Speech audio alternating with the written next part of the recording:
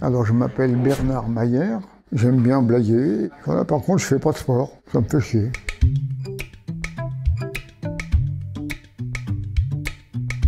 Il y a 2 ans, ça nous est venu comme une évidence de développer des petits lieux de vie, comme celui dans lequel vous êtes, qui animent et développent des habitats partagés pour des personnes qui ont des troubles cognitifs, comme la maladie d'Alzheimer. Donc ce sont des petites maisons, des lieux de vie, des lieux de sociabilité de 8 personnes, et qui sont aidés 24/24 par une équipe d'auxiliaires de vie. Un peu de douceur, Cécile. C'est bien, allez, enchaîne. Ouais, bravo. Les gens qui sont là et avec qui je travaille ou avec qui je joue, c'est des gens que j'aime bien, qui sont sympathiques. Ils sont chez eux, ils participent à la vie quotidienne de la maison, alors que dans les autres maisons, il y a très peu d'intervenants et beaucoup de résidents. Parce que quand elle était arrivée à la maison, ils disaient « Oh, vous mangez trop là !» Elle a fait le régime une journée. Même pas, hein.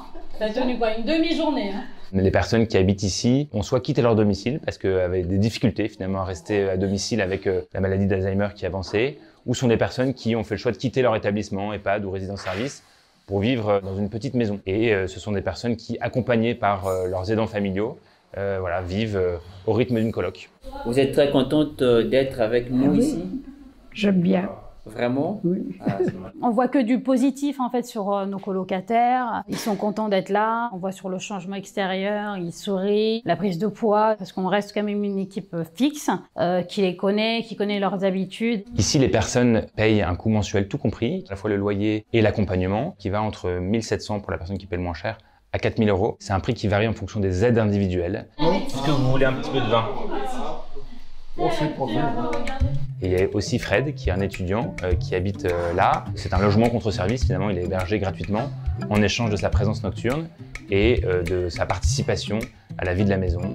Si, je suis content, puisqu'à la base, je suis quelqu'un qui aime aider.